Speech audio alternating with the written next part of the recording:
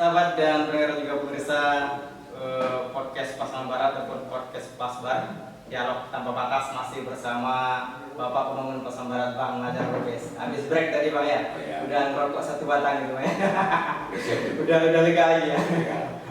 Oke Bang, kita lanjutkan pembahasan kita Bang dalam program dialog tanpa batas ini Bang bersama podcast Pasaman Barat. Tadi kan kita sebenarnya udah cerita-cerita ya Bang, terkait awalnya kan Abang sebagai angkatan TNI gitu Bang, lalu memutuskan untuk mundur gitu Bang ya, memang mundur Bang ya, dari angkatan atau sebagai TNI. Sebenarnya apa selain alasan mungkin untuk Pasaman Barat atau penduduk daerah, apa alasan terbesar Abang sehingga memberanikan diri Bang untuk mundur dari TNI? Ya alasannya tadi itu peduli itu tadi yang dari awal. Tidak sayang Bang? Oh tidak. Pasti ada sesuatu hal gitu Bang, istilahnya kenapa gitu Bang? Ingin saya ingin lebih tahu gitu Bang.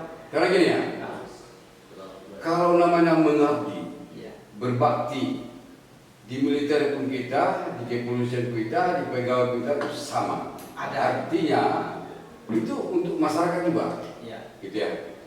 Nah, jadi walaupun kita mundur, namun kita itu istilahnya untuk sama tujuan, membangun, gitu ya. Tapi dengan beda cara. Beda cara, gitu ya. Karena gini ya, saya sekian tahun, ada sekitar 5 tahun yang agak nakal. Ya apa ceritakan di awal tadi? Ya, nakal. Hari Jumat nanti apel siang, saya udah pulang. Tidak apel pagi, udah pulang. Ya kan itu. Tidak ikut gitu, Pak ya? Tidak ikut apel siangnya lagi. Nanti sampai Senin, kan gitu. Senin itu sering juga terlambat saya. Dirayapkan lah di depan orang banyak. Enggak apa-apa. Enggak jerah-jerah. Tidak jerah saya, karena saya sudah memang bulat. Apapun resikonya harus saya hadapi. Tekad itu. Tekad gitu ya. Gitu. Istilahnya ini Bang, saya bisa merasakan Bang, memang ketulusan murni. Oke. Kalau dari orang tua sendiri, tentu adalah yang istilahnya pertentangan, baik dari keluarga, orang tua. Bagaimana Bang pandangan terkait Abang memutuskan keluar dari angkatan atau TNI? Saya sebelumnya kan saya tanya juga, artinya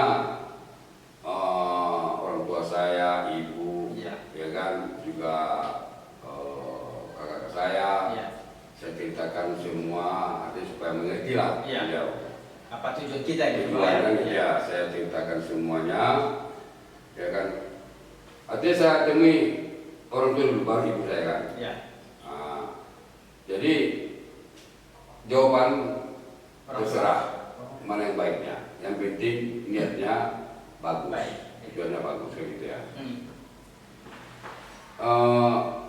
Memang bukan enggak sedih, karena capeknya orang tua kita menyekolahkan, ya kan, sudah jadi kita tuh di militer, susahnya kita latihan, ya kan, tahu-tahu tengah perjalanan kita mundur, gitu ya.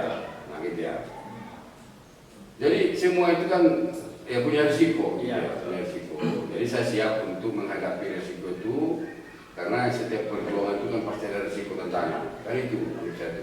Nah, jadi daripada saya merusak nama baik TNI, korup saya, yang selalu saya dihukum macam begini kan dinas, kan gitu ya, bagus saya mundur.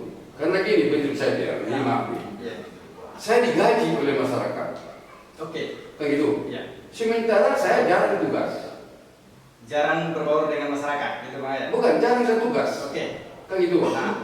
Karena memikirkan yang pulang kampung, karena 300 kilo lebih dari Padang waktu dia. Kampung ya. Jadi sebentar saya dihukum, masuk sel berkali-kali. Saya sempat juga Bang. Sering kali saya masuk sel kan. Tapi nggak apa-apa, saya tenang aja ya kan. Karena itu sudah risiko, nggak apa-apa. Soalnya kalau kita tuh yang kita kerjakan itu udah tahu kita risikonya, dan begitu jumpa risiko itu, tantangan itu, kita nggak heran. Saya nggak heran gitu ya. Nggak ada benar. Udah dinikmati aja gitu Bang ya. Jadi daripada daripada rusak nama baik atau prof saya, Iya.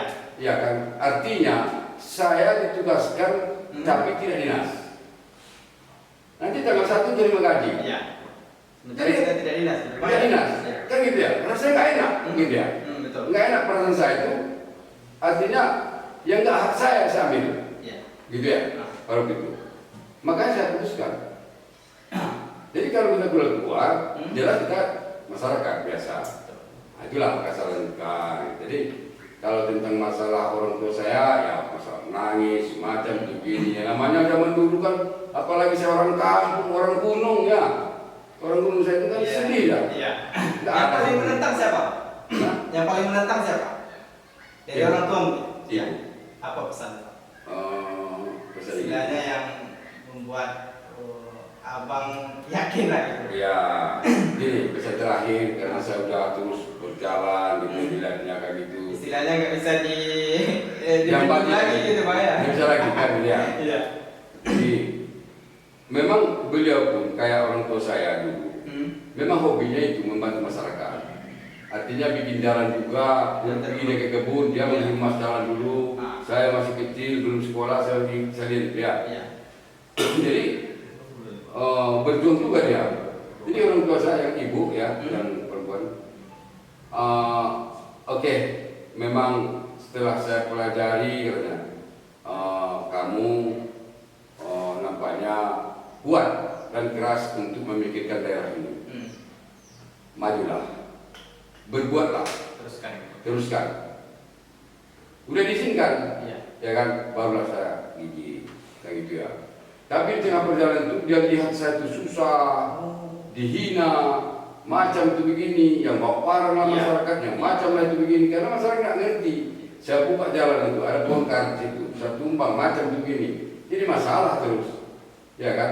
Pada waktu itu masyarakat nggak mengerti tujuannya, ya kan? Nggak mengerti. Macam di kampung, saya hancurkan rumah itu supaya jangan sempit kampung apa jalan itu kan, saya hancurkan, saya bangun lagi. Kalau kita lihat sekilas kan tentu itu menganiaya masyarakat gitu bang. Kan? Iya. Tapi kalau kita lihat sekilas gitu Iya. ya. Tetapi kalau kita lihat tujuannya untuk pembangunan gitu ya.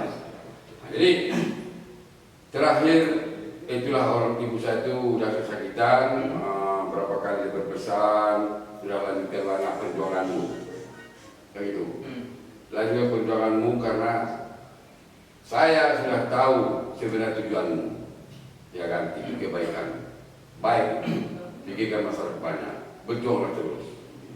Dia akhirnya dia yang mendorong saya lagi. Oke, dari awalnya dia yang melarang sampai akhirnya dia yang support abang. Dia yang apa? Gitu, terus dia yang nyuruh saya bagaimana.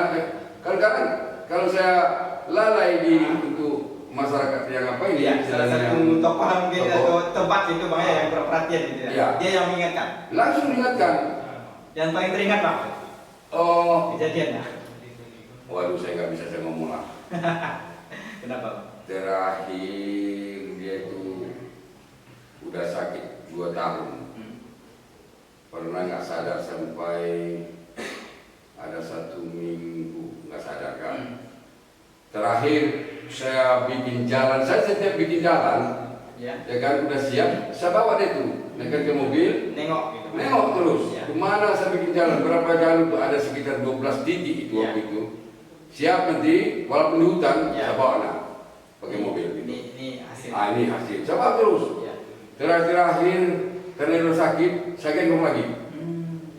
Saya gendong, Untuk menunjukkan tadi. menunjukkan. Nah, saya gendong, ya kan, dia udah sakit, nggak bisa lagi, jalan nggak bisa kan, saya gendong, ya kan, dan lihat saya. Yang paling sedih ada videonya dia, cuma udah nggak sadar lagi, tapi dia tuh mendengar suara saya. Saya kan. dengar gitu Pak ya. Gitu ya.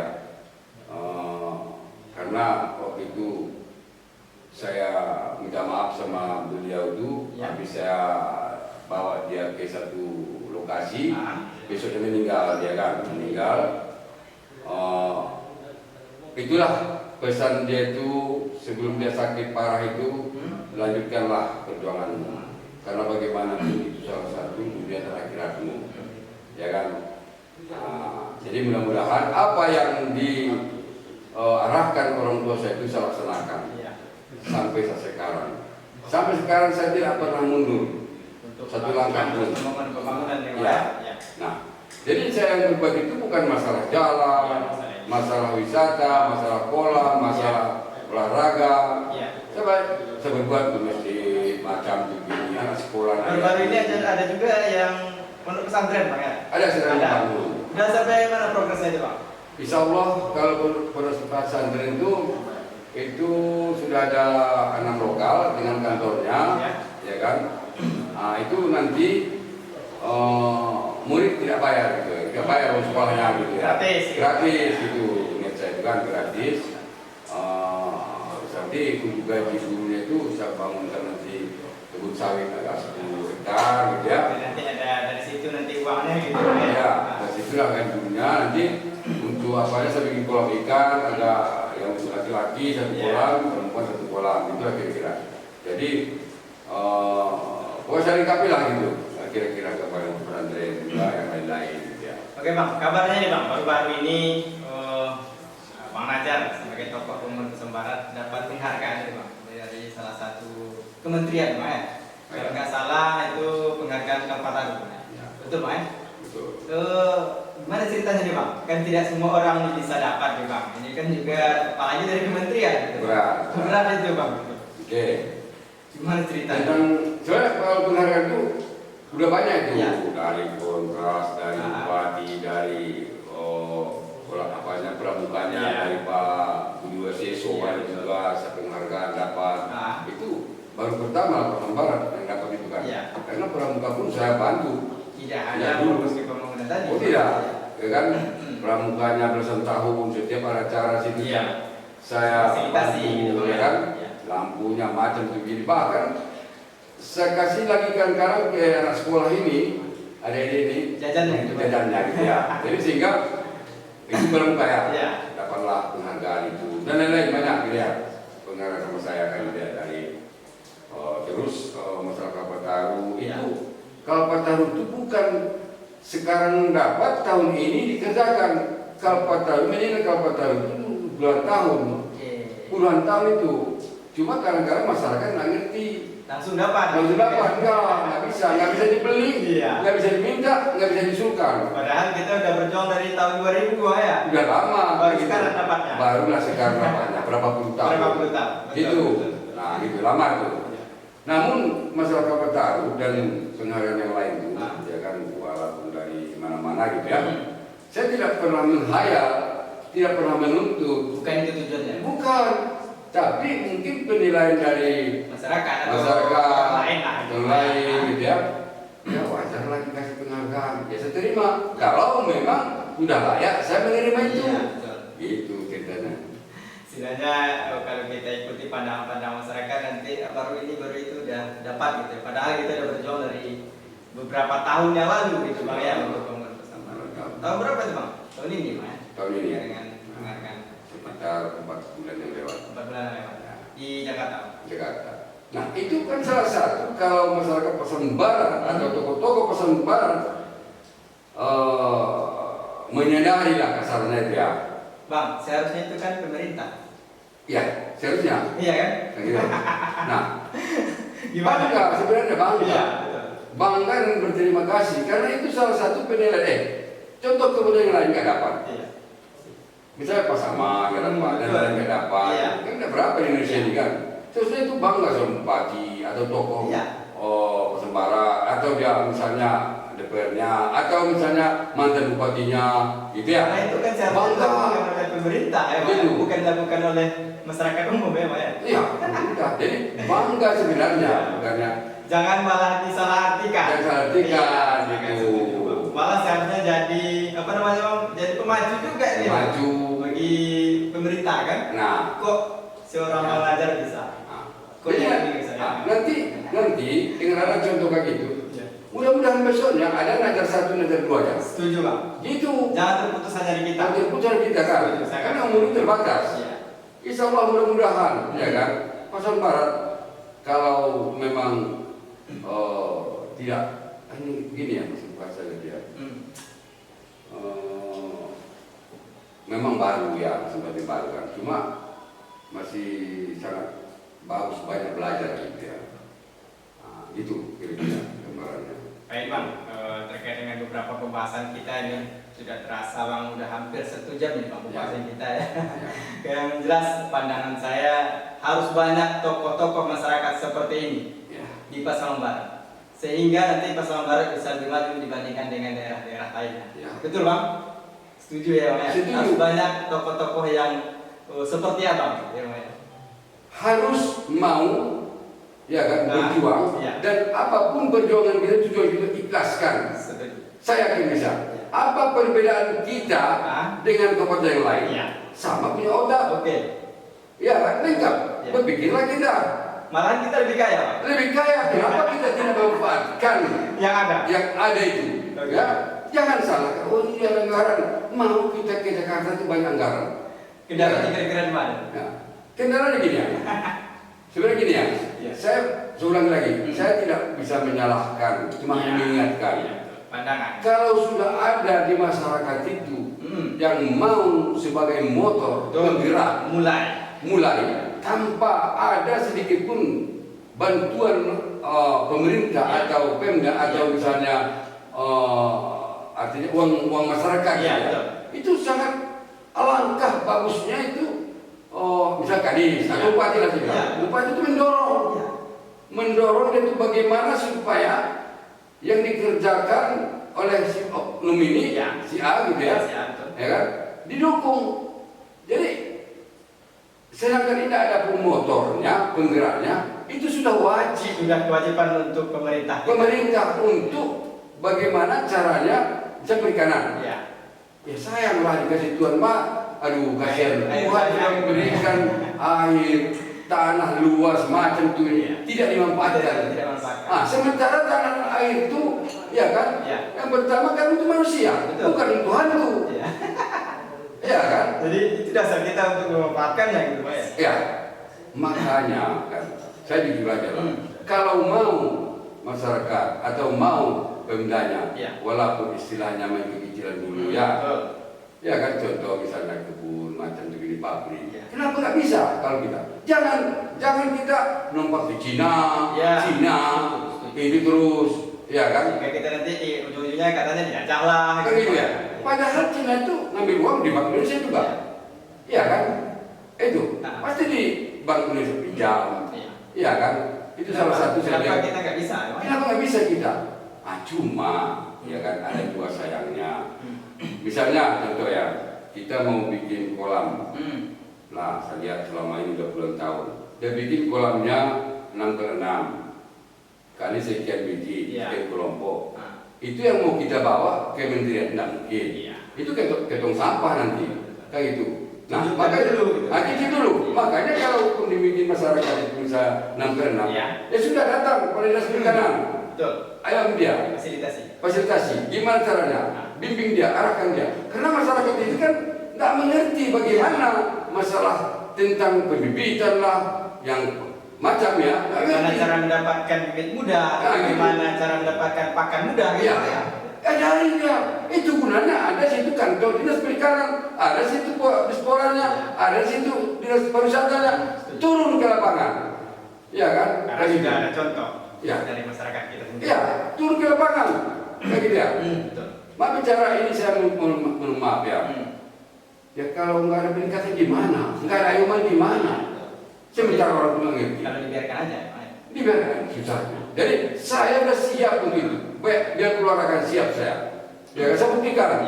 Pada tebing ada, daun sampan ada, alun tiram ada. Ya kan? Terus crossnya ada, 8 bola kaki sedang dibangun. Itu semua. Jadi keluar dari situ semua tuh. Jangan-jangan nanti saya udah capek, nggak pulang ada yang datang. Ini ya kira-kira gambar dari saya. Harapan saya ke depannya, marilah kita istilahnya baik dinas maupun istilahnya pemdanya juga yang lain-lain turunlah ke lapangan. Binalah masyarakat itu yang ada bidangnya di situ. Baik Pak, ini kita sudah bahas juga agak mendekat juga di Bang tadi terkait dengan pemerintah. Terkait dengan keadaan pilkada. Pilkada Pasaman Barat kan akhir-akhir ini agak sedikit panas nih Bang. Oh gitu. Iya. Gimana pandangannya Bang terkait dengan pilkada dan juga harapannya Bang terkait dengan pilkada kita ini gitu Bang. Mudah-mudahan tentu bisa bersinergi untuk pembangunan Pasaman Barat. Tentu begitu harapan kita Bang. Gimana pandangan Bang terkait dengan pilkada? Oh ini pertanyaan ini tajam ya Pak. Dalam ini kan. Oke, tentu saya sebelum saya meminta maaf juga sama teman-teman atau masyarakat Pasaman Barat, juga tokoh-tokoh Pasaman Barat, juga istilahnya artinya yang sedang maju gitu ya, yang empat calon ini, Harapan saya itu gini ya, karena di masing-masing calon ini kan ada tim-timnya. Nah, jadi saya lihat di media ini yang saling menghasut lah, yang ribut lah, yang macam lah, yang menghina lah, yang macam itu begini, kan gitu ya. Saya sangat ini juga sangat agak kecewa juga saya. Miris lah kita Bang. Gitu ya. Saya mau saya ya, kalau kita yang sudah tua-tua ini, macam umur 50 tahun ke atas atau 60 tahun ke atas, itu sudah tua sebenarnya. Itu sudah jadi contoh, panutan. Sudah jadi panutan seharusnya. Contoh, panutan. Jangan kita tuh bicara seperti yang umur 15 tahun. Gitu Bang ya. Sudah memanas ya. Ya itu. Kita berikanlah saran-saran Yang membangun, yang baik sehingga tidak ada di situ bibit untuk perkelahian atau pecahan gitu ya. Lagi dia. Jadi apalagi bicara kotor yang macam itu begini itu tidak senonoh, kurang bagus, saya kurang setuju juga. Ya kan? Karena banyak cara yang bisa ya kan kita perbuat, kita bikin untuk memenangkan, untuk menarik suara ya suara jagoan kita itu. Banyak cara tuh. Ya kan? Itu cara baik, kenapa harus cara kotor? Enggak, itu nggak bagus. Gitu. Apalagi misalnya contoh, ya setahu saya siapa sih bupati yang bersih? Ya kan? Siapa bupati yang punya dosa? Siapa bupati yang punya salah? Hah? Kan gitu. Nah, jangan itu punya dosa, semua berdosa. Ya kayak gitu ya. Jadi harapan saya itu, ya janganlah kita menjelekkan, ya kan? Gitu ya. Supaya jangan terpancing dengan masyarakat lain. Inilah nanti ujungnya kan contoh. Saya yakin, ya kan?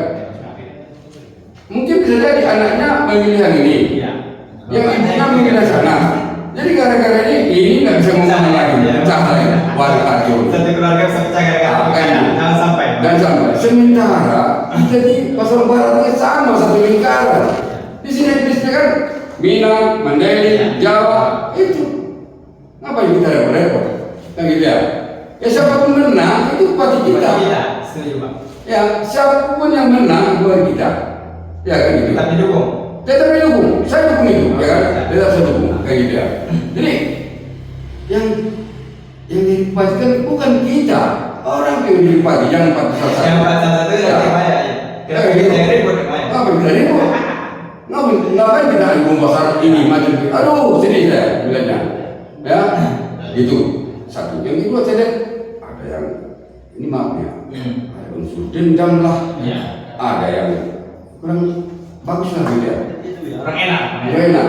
Jadi jangan salah dengan mengucapkan kayak gitu, karena masa Pasaman Barat ini yang ini sudah punya HP masing-masing. Satu, jangan kita bilang masa Pasaman Barat ini bodoh. Bicara masa Pasaman Barat. Ya kan? Sampai pelosok banyak sejarah, pelosok itu banyak Pasaman Barat. Mereka bisa menilai.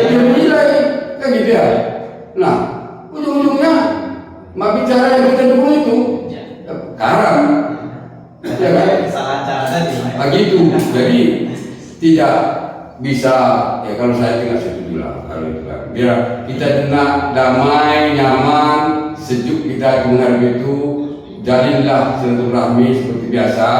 Nah intinya siapapun yang menang, ya kan, di antara yang itu tetap bupati Pasaman Barat. Saya setuju itu. Ya, siapa bupatinya? Saya setuju. Ikut saya. Nah itu, tidak mungkin bupati orang, bupati kita. Kita masyarakat Pasaman Barat. Itu, terima kasih. Oke baik, terima kasih Bang atas waktu dan kesempatannya juga di hari ini. karena waktu juga ini yang memisahkan Bang. Sebenarnya kita tidak ingin berpisah nih Bang. Ya. Tapi karena waktu yang memisahkan, kita mungkin bisa berbincang kembali Bang di lain waktu dan lain kesempatan. Kami tunggu tentunya kehadiran Abang dengan pembahasan kita yang menarik lagi nih Bang. Iya. Karena ke depan Pasaman Barat ini harus maju dibandingkan daerah lain. Maju dan lebih maju. Oke, Oke, tentu saja mungkin pembahasan kita di hari ini masih bersama kami dalam program Dialog Tanpa Batas dalam program podcast Pasbar bersama Bang Najar, tokoh pembangunan Pasaman Barat. Itu saja Bang kita. Oke. Terima kasih. Assalamualaikum warahmatullahi wabarakatuh.